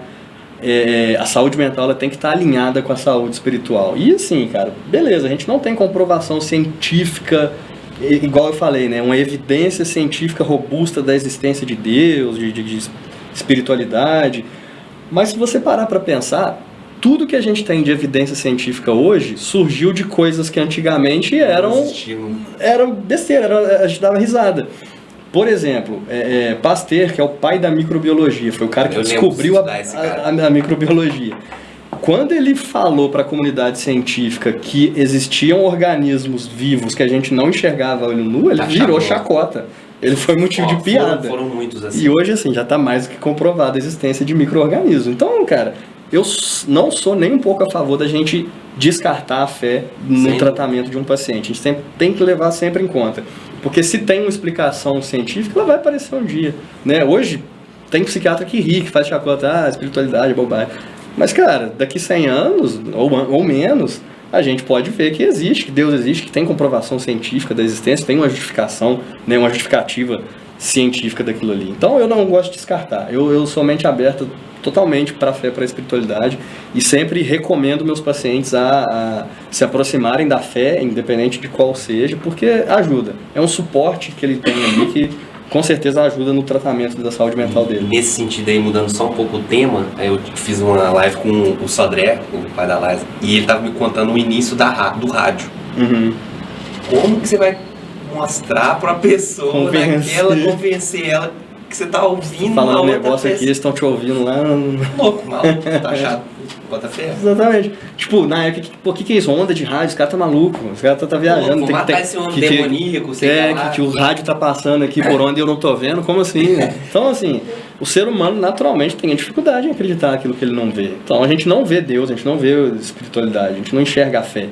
Mas, cara, não dá pra gente afirmar que ela não existe também, né? Não tem como. Uma hora... Ótima pergunta, Rafa. Valeu pela pergunta. Eu fiz um post ontem sobre isso. Uma hora vai bater e você vai ver. Inclusive, esse professor que eu citei aqui várias vezes, Alexander Moreira, ele é espírita e ele tem um estudo que ele faz com médiums que ele tá desenvolvendo aí ao longo de anos aí na faculdade. Ele meio que aborda atividade mediúnica comparando pacientes psicóticos, né? Tipo assim, distinguindo atividade espiritual de atividade psicótica, né? Delírio, alucinação. Cara, e assim, o estudo dele ainda está em andamento, né? Tá concluído, mas ele postou recentemente um pré-estudo interessantíssimo que eu até fiz questão de ler. E eu acho que eu compartilhei no grupo da família na época também, mas o pessoal não deu muito tempo. Eu não vi, não. Mas é um cara que aborda muito esse tema também, adoro também as abordagens dele. E, pô, os psiquiatras da Marinha, se estiverem me escutando aqui, eles não estar me xingando no grupo aí. Porque eles são muito céticos, assim, a maioria. Comenta aí, filho, dá a sua opinião aí, a gente tá dando um momento pra isso, pra debater. Felipe Abreu, qual o custo de uma terapia comportamental que você disse aí? A famosa TCC, fala em valores. Não, custo. De curso. Cara, aqui em Uba eu não sei, mas deve dar em torno aí de... Cada sessão deve estar em torno de 200 reais ali, 150, 200 reais. Por isso que eu falei que é um custo alto, né? Isso aí é a TCC, a terapia, a psicoterapia, o ideal é que ela seja feita toda semana. Então você tem um gasto aí de 100 a 200 reais por semana, é um gasto considerável, né? Que muita gente não quer pagar e não é prioridade, né? Deveria ser, mas para muitos não é. Né? Dificilmente o paciente prioriza aquilo ali nos gastos dele. Por isso que é tão difícil para o psicólogo captar o paciente, né? Muitas vezes porque o psicólogo ele tem que abordar o paciente toda semana. E o psicólogo não passa o remedinho para aliviar o sofrimento igual o psiquiatra. Por isso que muitas vezes os pacientes preferem procurar o psiquiatra. Vai no psiquiatra, paga uma consulta ali, sei lá, de 400 reais a cada 2 meses e ganha a receita do remedinho lá que deixa ele bem, deixa ele calmo. É muito mais fácil, é um caminho muito mais fácil do que sair no psicólogo toda semana, fazer o que o psicólogo tá mandando, seguir a rotina que o psicólogo tá mandando ali, aquela chatice, que é o certo, né? Que é o que a longo prazo vai te trazer resultado. Trabalhar seus traumas, né? Que a gente não falou muito de trauma. Preventivo, né? E não de... Preventivo e terapêutico, né? Preventivo também. Não deixar o trem feder, né? Felipe Abreu, Venvance faz mais mal que cannabis? Pô, Felipinho, pergunta, cara, como assim faz mais mal? É muito relativo. Cara, os dois têm efeitos colaterais. Assim, cannabis que ele fala, não sei se ele tá falando da maconha, erva fumada, vendida, né, ilegalmente, ou se ele tá falando do canabidiol legalizado. Vou falar do canabidiol, que é comercializado, que é legalizado. É o extrato de canabidiol, o óleo de CBD. Ele tem menos efeitos colaterais registrados do que o Venvance, né? Mas agora, a maconha, né, a maconha ilícita, né, que a gente não sabe o que tem nela, né, muitas vezes, não sabe, pô, né, o cara compra ali, tá um monte de coisa misturada ali. Ela, cara, a longo prazo, como qualquer substância, a longo prazo ela tem prejuízo. A maconha está muito relacionada especificamente à psicose, a transtornos psicóticos, esquizofrenia, transtorno delirante, transtorno esquizofreniforme, episódios psicóticos agudos. Então a maconha ela tem essa relação íntima com a psicose aí que muitas outras substâncias não têm. Mas se for falar assim, de maneira geral, o que faz mais mal? Cara, o uso descontrolado e não supervisionado de qualquer substância psicoativa vai te fazer mal. Então assim, se for fazer, faça sob recomendação, mas nenhum médico vai te recomendar maconha. Pô, Felipe, mete umas perguntas também. Vamos lá, tá, minha pergunta. Quanto é uma amostra ideal para comprovar algum estudo de impacto psiquiátrico? Pergunta, quanto é uma amostra ideal? Uma amostra... número de pessoas, né? Saber te informar com precisão esse número, eu não vou saber não. Quanto mais cara. melhor, né? Vamos dizer. Mas assim, os estudos... pegar aí, por exemplo... o Venvance, já que a gente está falando nele o tempo todo. O Venvance, ele tem estudos aí com populações de 400 mil pessoas, tipo assim, estudos a longo prazo, com muita gente mesmo. A droga ela só é testada de fato depois que ela entra no mercado, né? Antes dela entrar no mercado e começar a ser disseminada na população, a gente não sabe os efeitos verdadeiros dela, né? A gente só vai testar ela mesmo depois que... Tanto que muitas drogas são retiradas do mercado, porque percebe-se que depois que ela começou a ser comercializada, novos efeitos colaterais começaram a aparecer. Então, às vezes a droga é retirada do mercado só depois que ela já é aprovada. Então, assim, responder a pergunta da Tata precisamente não vou saber responder. O número preciso ali de pacientes que a gente precisa num estudo para ter uma evidência bem estabelecida, aí já é critério dos órgãos regulares. Rafael Abreu, show. Qual o medicamento ideal para compulsão alimentar? Compulsão alimentar?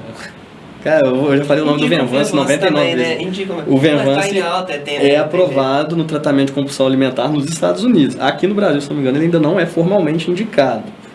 Mas assim, o que a gente chama de off-label, né, que é a indicação informal. Aqui no Brasil a gente usa muito, vejo muito endocrinologista prescrevendo, inclusive, para compulsão alimentar. Realmente funciona muito para compulsão alimentar. Tem muito estudo comprovando que funciona. Não é primeira linha, tá? Na verdade, hoje em dia tem sido primeira linha, mas a gente tem outras opções também. Topiramato, bupropiona, a gente tem algumas opções mais seguras do que o Venvance. Mas o Venvance é uma ótima opção também. O Venvance hoje ganhou. Foi o rei da... Vou mandar podcast. 500 de comissão pro VH e manda um... A Taqueda tá me devendo depois dessa. Vou cobrar o laboratório. Morando no Rio, você teve algum transtorno de ansiedade pela insegurança da cidade, Maurício? Você, VH. Cara, a ansiedade chegou a me afetar de maneira muito significativa por conta da insegurança de morar no Rio de Janeiro.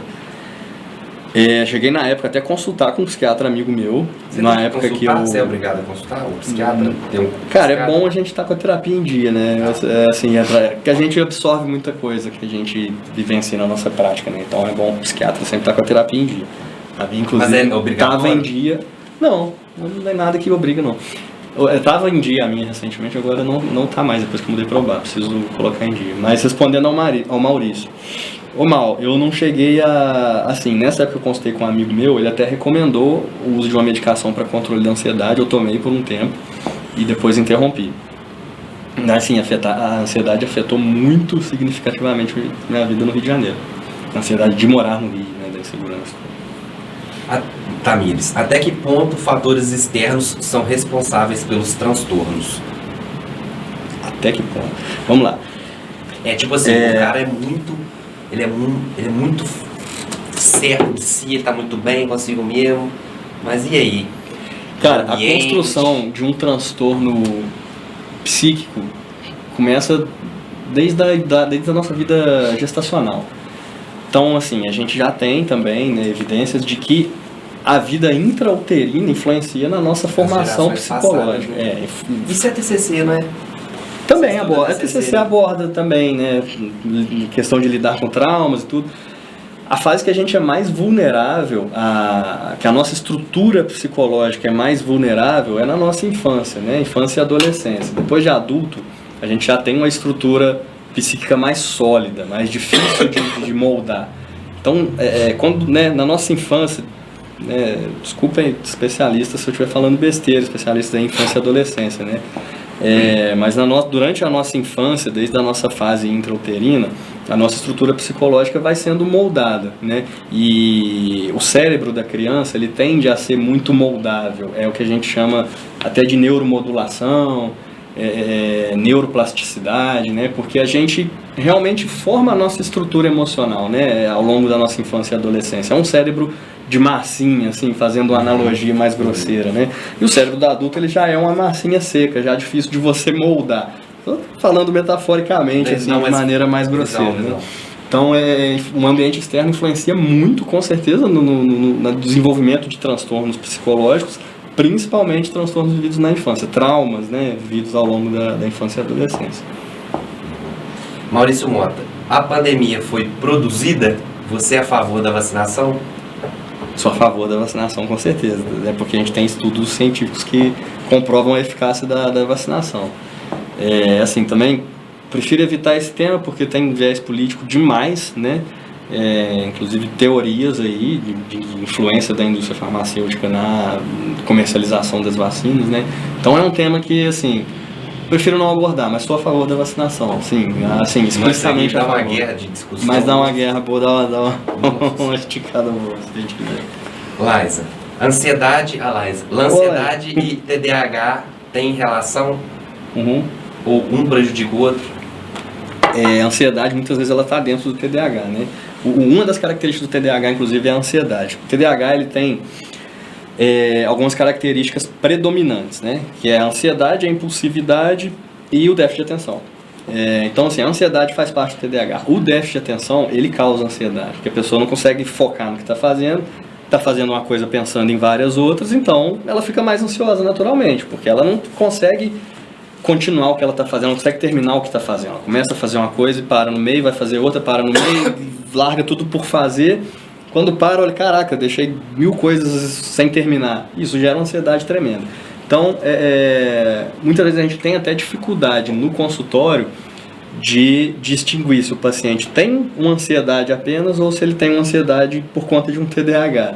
Por isso que é importante a avaliação do profissional, né? O profissional vai conversar com você, vai te entender seu contexto de vida, seu contexto pessoal, familiar, social, psicológico, para chegar junto com você num diagnóstico, saber o que ele vai tratar, ansiedade ou TDAH, né? Para onde ele vai alinhar o tratamento dele. De qualquer maneira, a terapia é boa para os dois, né? É recomendada para os dois, a psicoterapia.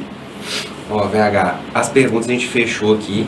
Muito obrigado a todos pela... Ué, deu que terminou a transmissão? Tá caindo. Tá caindo? Voltou a cair? Mas tá gravando. Você tá gravando? Tô.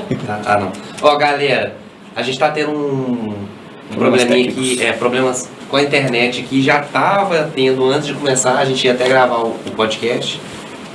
Já temos aí mais de 1 hora de podcast. Se por acaso vier, esse conteúdo vai estar gravado, a gente reposta. Transtornos mentais relacionados ao celular e ao uso excessivo de redes sociais. O que isso pode causar? Então, eu até falei um pouco disso naquela hora que eu falei do WhatsApp, a gente está recebendo muita informação ao mesmo tempo e isso sobrecarrega a nossa mente, né? Isso é um fator gerador de ansiedade. Isso vai ter resquícios ainda, né, VH? Nossa, muito, cara. A gente está começando a colher os frutos do impacto de saúde, do impacto do celular na saúde mental. E assim, gosto muito de falar também, né, sobre as crianças, que elas, como eu falei, elas têm um cérebro muito mais vulnerável que o nosso. Então o impacto das telas, das redes sociais na criança é muito maior do que na gente, né? E na gente tem um impacto muito relevante também. A exposição ali, né, que a mídia social coloca a gente, né?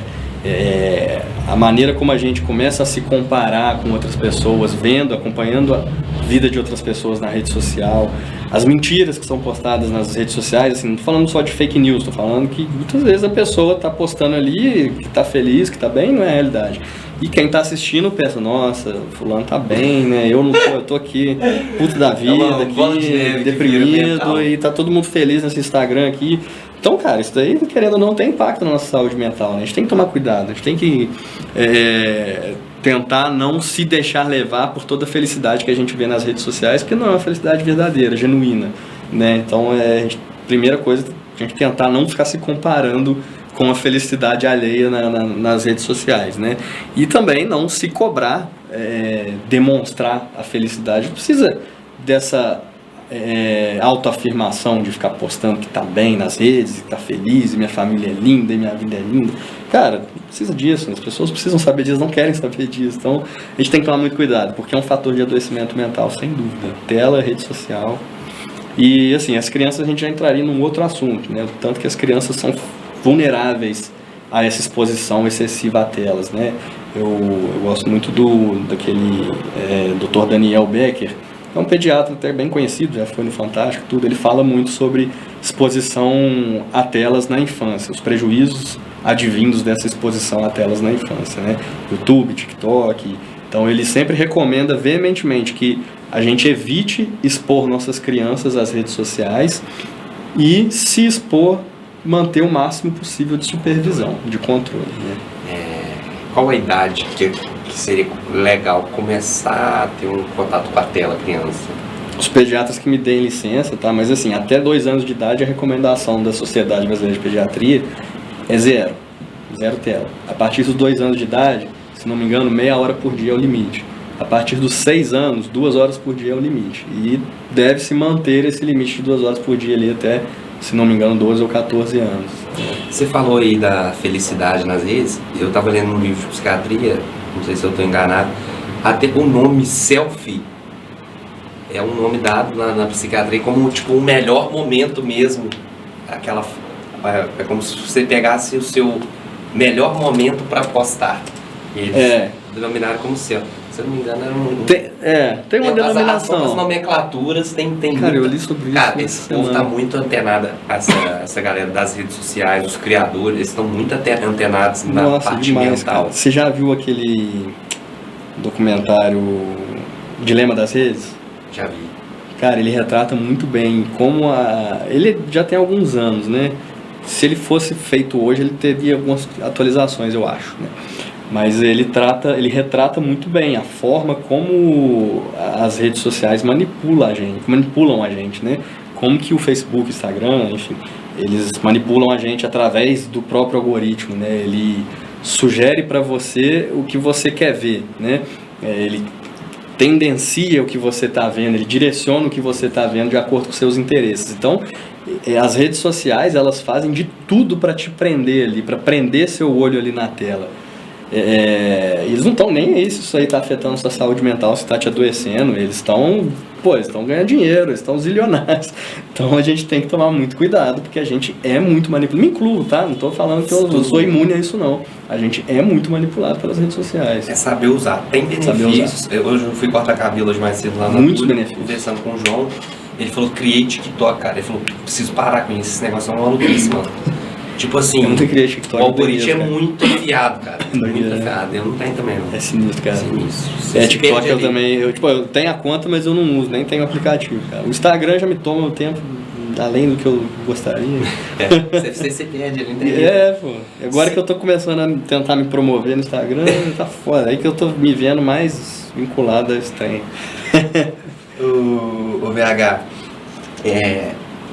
a utilização, cara, desses cigarros de vape.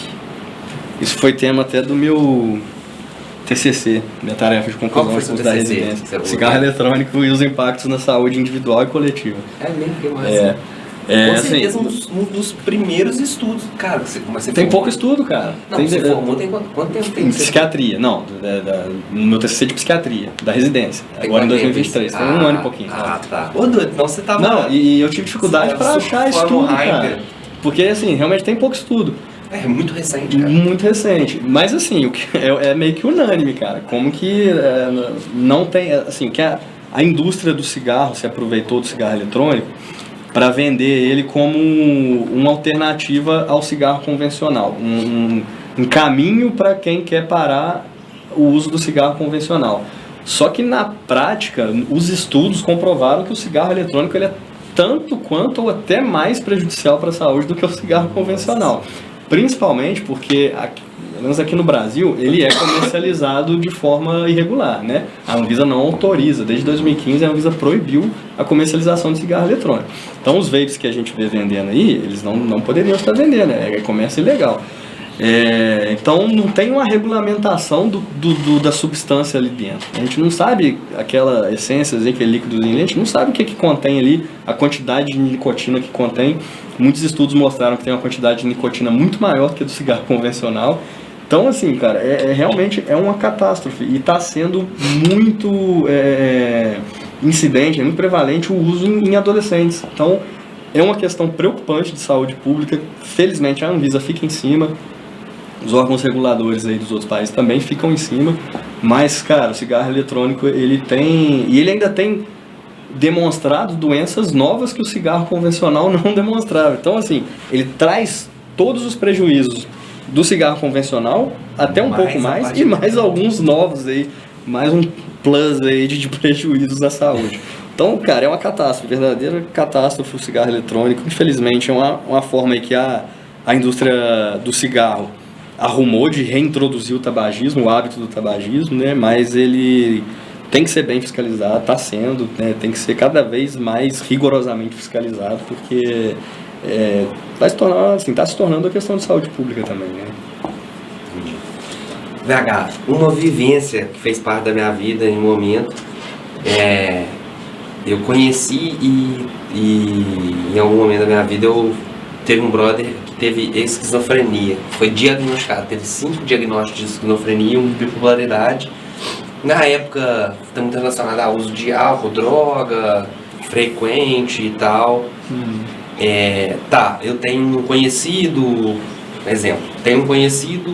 esquizofrênico. Eu lembro que minha psicóloga na época, não vou citar nomes, obviamente, falou, cara, não tem solução.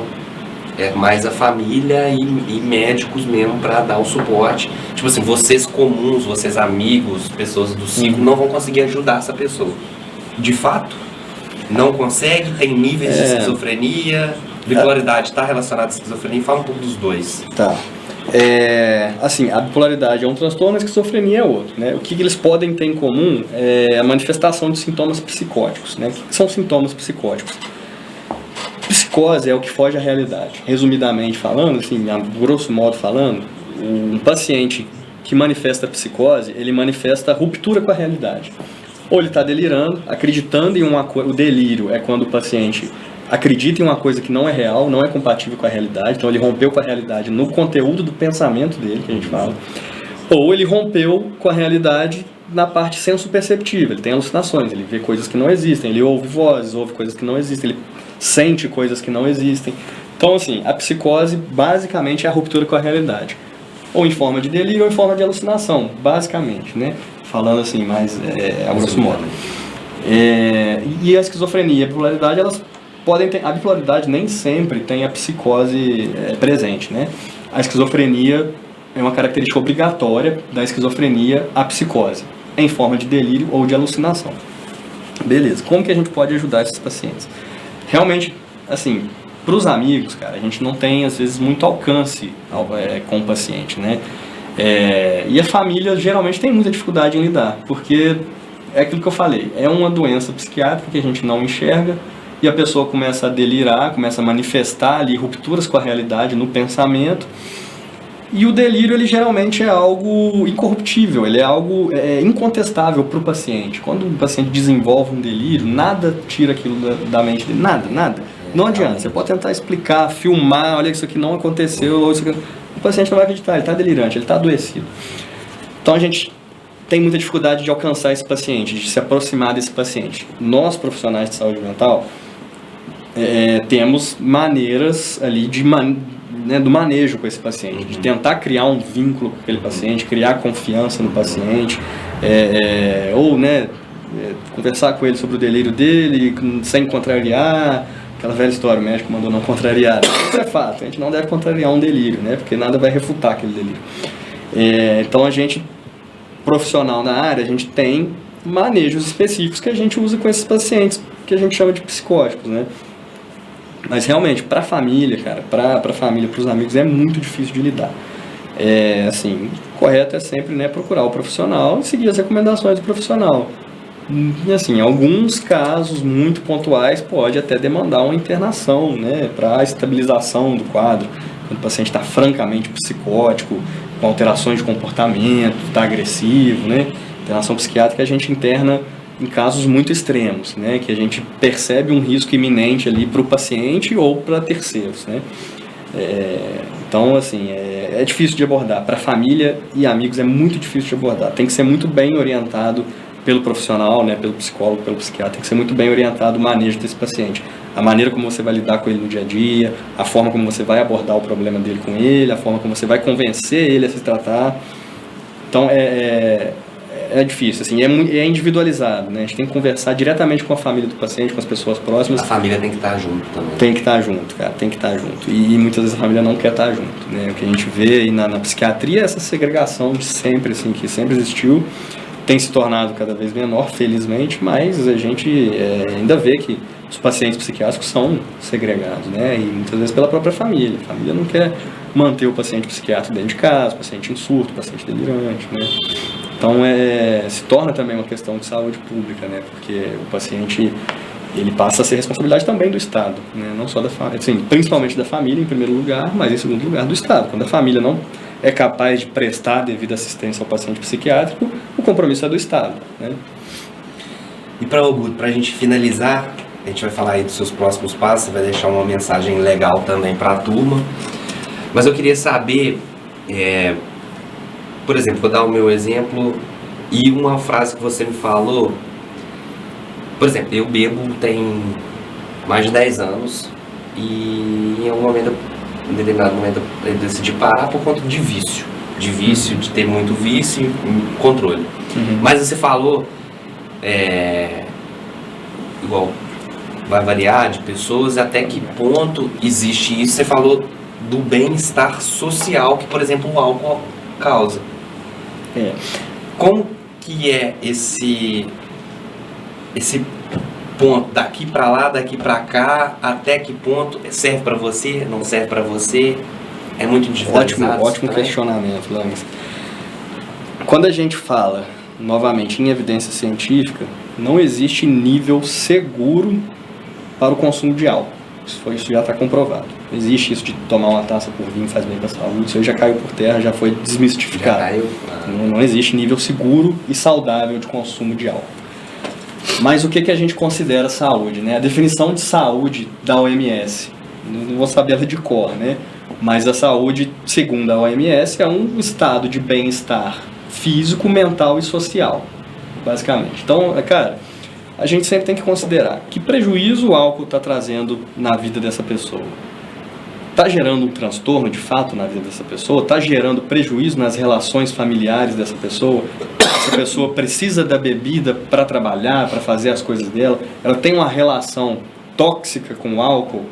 Ou é algo que ela faz ali um consumo social, que ajuda ela a aproximar, a fazer novas amizades, a se aproximar de pessoas? Então, assim, querendo ou não, tem um benefício social do consumo. Né? O consumo social controlado, criterioso, tem vários benefícios. Né? E muitas vezes, se você pesar como um todo, nesse conceito de saúde, que é o bem-estar físico, mental e social, às vezes é mais benéfico do que prejudicial. Então você não precisa ser radical, vai ter que parar de beber, bebida é ruim, não vai trazer nada de bom para minha vida, porque às vezes traz. Então a gente sempre tem que saber equilíbrio, a gente sempre tem que atingir o equilíbrio, né? Um consumo que vai te trazer benefícios e não prejuízos. né? Então, consumo moderado, consumo, né, criterioso, cuidadoso, que você vê que está te trazendo mais benefício do que prejuízo na sua vida como um todo, né? E assim, claro que, obviamente, se você vê que está gerando impacto na sua saúde física, se o exame do fígado está alterado, obviamente, a gente vai recomendar que você pare, porque isso aí pode trazer um transtorno muito maior lá na frente, né? Ô, VH, muito bom, tá? Eu acho que... Pô, gostei, cara. Foi uma, não. Gostei da nossa conversa. Aqui passa aqui, 1h30, em flow, aqui já pô. Quais são os próximos passos? Você já falou um pouco. E deixa um recado aí pra turma, tanto quem quer empreender, quem quer ser um psiquiatra, quem tá começando aí, quem quer fazer medicina. Pessoal, assim, a medicina... Próximos passos, né? Cara, assim, né, como eu falei, tô trabalhando onde aqui? Hoje eu tô, assim, todo dia no Hospital São Vicente, tá em enfermaria, né, que é os pacientes internados, são 7 leitos psiquiátricos lá, tô lá todo dia, passando visita nos pacientes e conduzindo cada um, né, tô atendendo, por enquanto eu não tenho meu lugar próprio, né, mas aluguei uma sala no hospital, posso falar o nome dos lugares? Pode, né? Aluguei uma sala no Hospital São Januário às terças à tarde, no próprio São Vicente atendo consulta particular na segunda à tarde, na quinta à tarde, na Clínica Desconto Fácil Saúde, ali no Jardim Glória. Bom, esses 3 lugares que eu estou atendendo consulta particular agora. E no Hospital São Vicente eu estou todo dia pela enfermaria. Então, assim, no meu Instagram tem meu telefone lá no folderzinho. Você fez um folderzinho? Aquele telefone lá de WhatsApp. É meu telefone profissional, qualquer pessoa pode mandar mensagem perguntando sobre agendamento, que eu vou referenciar, falar, ó, terça-feira é tal dia, segunda é em tal lugar, tal. Agenda nesse número aqui, valor é o mesmo em todos os 3 lugares, né? Eu estou realmente diversificando por conta de alcançar um público maior, que eu ainda não fiz tem 2 meses só que eu estou aqui, ainda não fiz meu público particular, né? Então é isso, cara. E o plano, que nem eu te falei, a meta principal é empreender, ter meu próprio espaço, né? Meu e da Rafa, às vezes com sociedade, com algum colega médico também, tem alguns interessados. Então, assim, a meta principal é o empreendimento mesmo, né? Ter ali montar uma empresa mesmo. Consultório próprio. E um recado pra turma aí que às vezes tá tenso aí, não quer sair de um concurso público, ou tá em dúvida em fazer medicina. Pessoal, medicina tem que ser uma coisa muito individual, você tem que se identificar. Cara, medicina é o que eu ouvi de professores aí ao longo da minha carreira e gosto de reproduzir.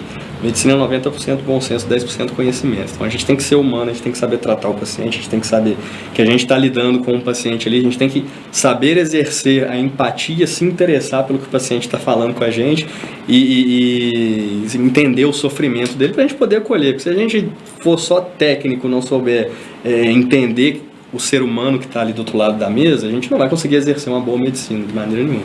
Então é algo muito pessoal, você tem que se identificar, você tem que ter perfil. Não faça medicina por dinheiro jamais, de maneira nenhuma. Inclusive, o retorno financeiro da medicina tem sido cada vez menor. A gente tem que saber fazer mesmo, a gente tem que ter um interesse genuíno pela vida de outra pessoa para a gente ser bons médicos, né? O que mais eu vou falar? Sobre o concurso que você falou. Cara, concurso público também é uma segurança muito boa, uma estabilidade muito boa. Entendo o perfil, igual eu falei com meus colegas que ficaram, né? Falei, cara, é uma decisão muito acertada ficar. A gente sabe que no final vai dar certo, você vai garantir sua aposentadoria, você vai ter estabilidade e segurança para você e para sua família enquanto você for concursado. Então é uma questão muito individual, assim. Foi, né? Eu tive aí meus motivos mais pessoais, né? Do que profissionais para largar as Forças Armadas. Mas é uma carreira muito boa, muito segura, né? Assim, nunca vou virar e falar não entre para as Forças Armadas, jamais, porque realmente foram anos muito bons e de crescimento profissional e pessoal tremendos.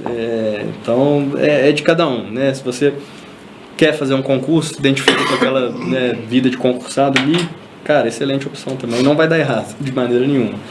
E o empreendedorismo também é aquilo, né? É risco, é persistência.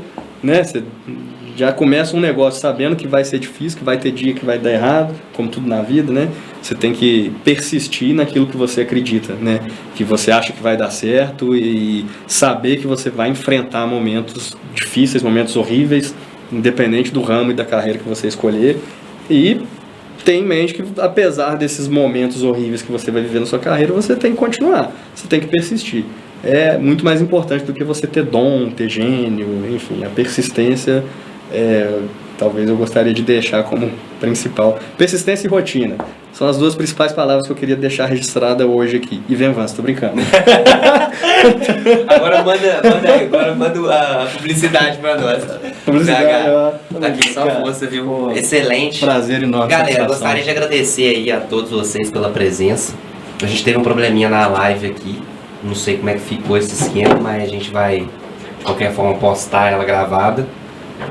E tamo junto, velho. Tamo Obrigadão junto. novamente. Obrigado pela oportunidade. tá, Bom demais essa É conversa, nóis. cara. Obrigado a todos. Não se esqueça, se você tá aí ainda, se inscreve no canal, marca o sininho, faz um comentário segue. aí. Bora disseminar a ideia, porque pode partilhar. Obrigado, Claro. Obrigado, Fala Sodré. Obrigado, Acil. Obrigado, meu Sushi Japa. Agora nós vamos comigo. Lembrou de todos os patrocinadores? Boa. E se você quer patrocinar, aí, só chegar. Valeu, galera. Terça-feira tem mais.